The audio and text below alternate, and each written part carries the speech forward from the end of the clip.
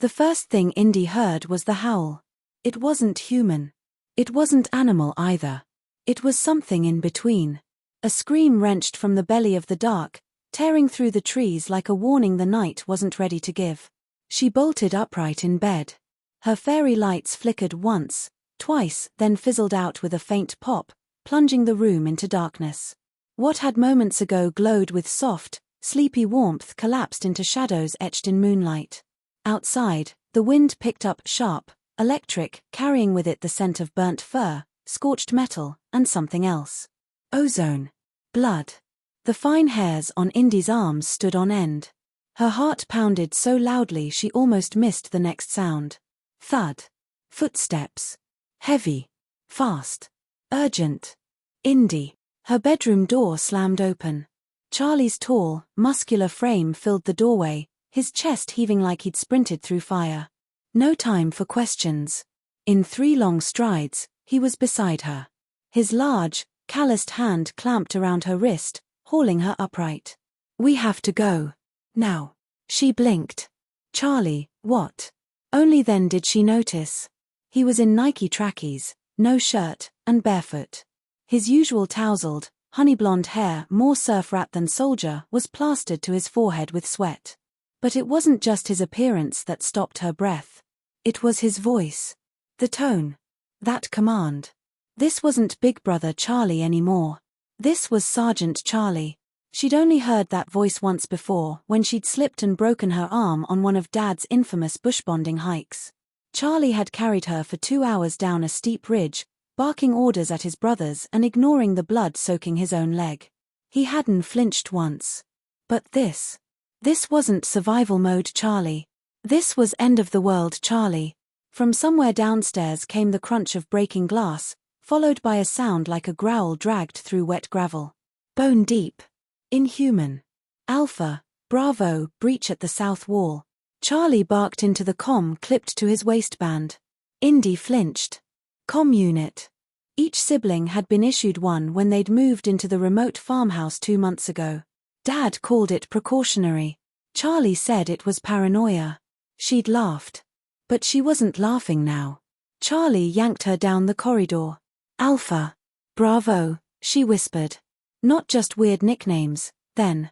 Real code names. Real missions. Her brothers weren't just overprotective. They were trained. Armed. Organized. Guardians.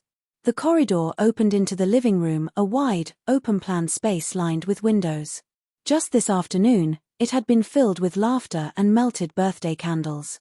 Gaby's crooked cake had sagged under the weight of wonky decorations. Indy had made a silent, silly wish. A normal life. No dawn drills. No tactical briefings at breakfast. No formation runs through freezing paddocks.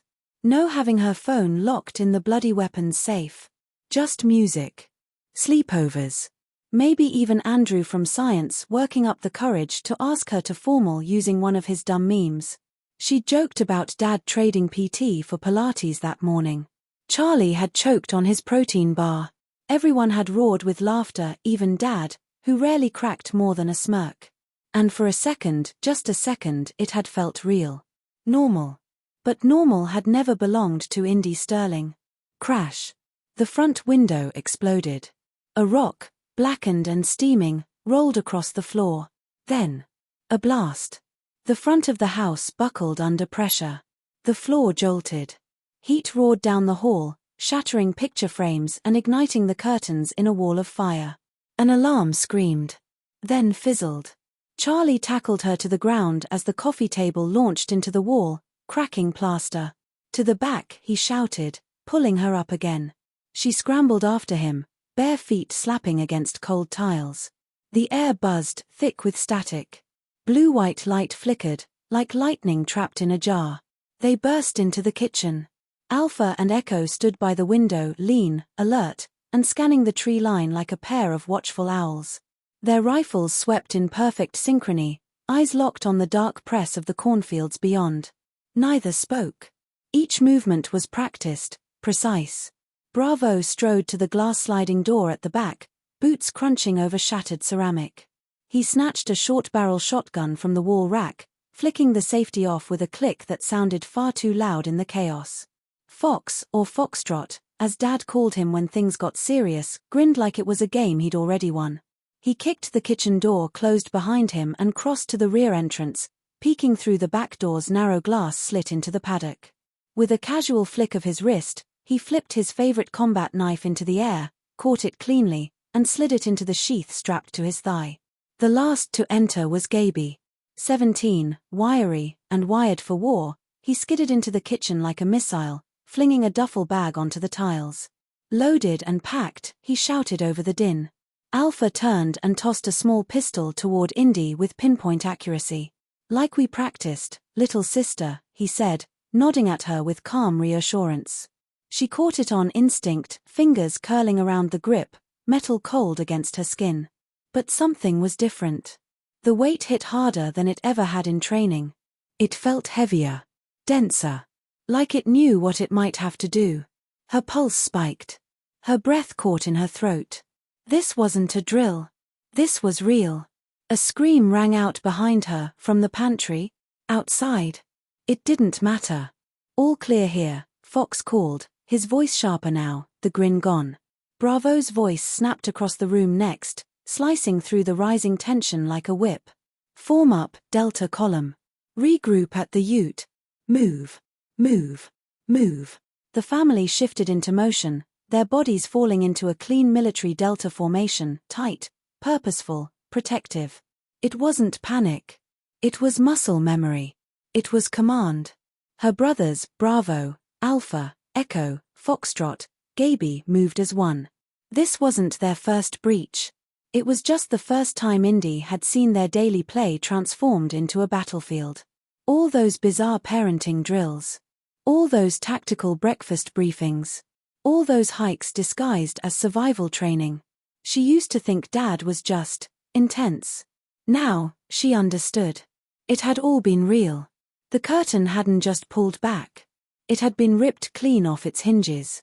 Not just trained. Conditioned. They weren't ordinary kids. They were weapons in a storm. And Indy, until now, had been the only one spared the storm's eye. She turned, just in time, to see Charlie in the doorway. Crack. A gunshot ripped the air, whistling past her left ear. The heat of it grazed her skin, whipping through her thick red curls in a rush of force. Splat. The bullet found its target. Charlie jerked mid-stride. Blood bloomed across his side. He stumbled out onto the patio and collapsed at her feet. Her heart bottomed out. "No, Charlie." She dropped beside him, her hands instantly slick with blood. It was hot. Sticky. Pouring between his fingers, over hers. The metallic tang hit her nose and choked her throat. Around them, her brothers returned fire, vicious, vengeful. Rifles cracking like thunder, boots slamming against timber. Muzzle flashes lit up the kitchen like a strobe light. But all she saw was him. His eyes found hers. Still burning. "You run, Indy," he rasped, voice raw. "You live, baby girl." And then, he smiled. That crooked, lopsided grin he always wore when she caught him stealing the last biscuit or teasing her for crying during Pixar movies. Then, nothing. Charlie Sterling. Protector. Idiot brother. Her heart sank her. Gone. "We have to Geo." Fox's voice cracked as he grabbed her, trying to pull her to her feet. "No. We can't, Charlie." Her voice broke as she reached for him again, desperate, sobbing. Behind them, the fire surged. The sound of their attackers closed in, boots, claws, or both. "Indy, move." Fox bellowed, voice like a thunderclap. She barely felt her legs as he dragged her back. The moment shattered like glass.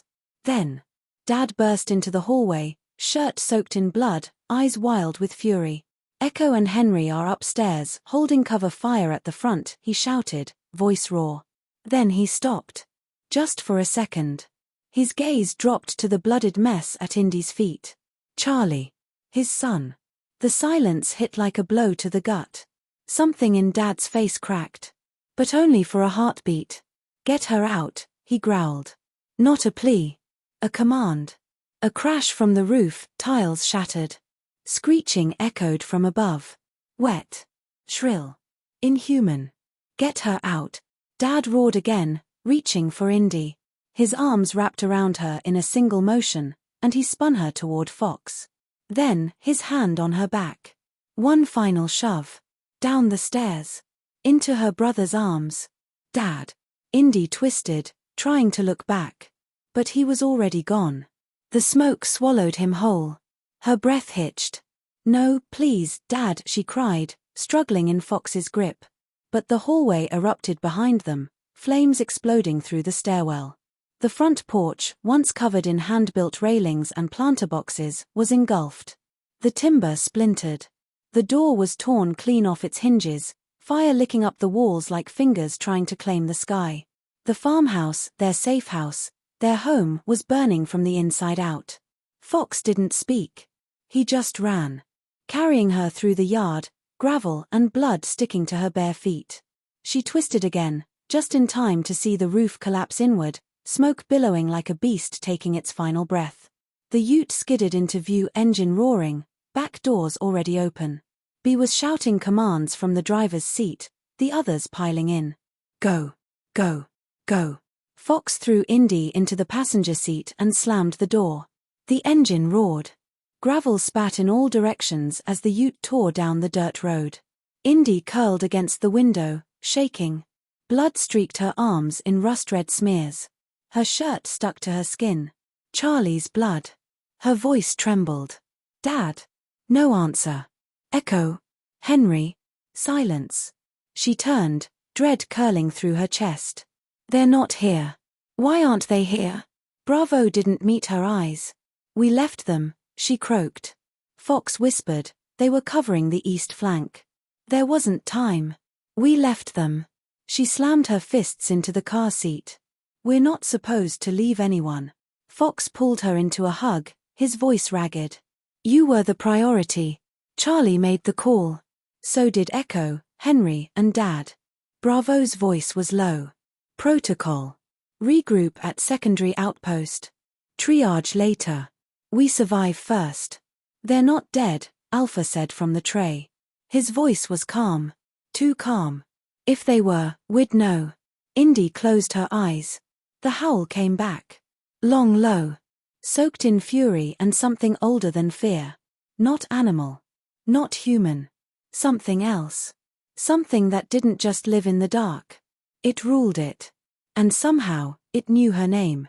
It had been calling her since the first time she felt that strange shift in her bones, that whisper behind her dreams. Whatever it wasn't done with her yet. If you like the next chapter, please like, share and subscribe.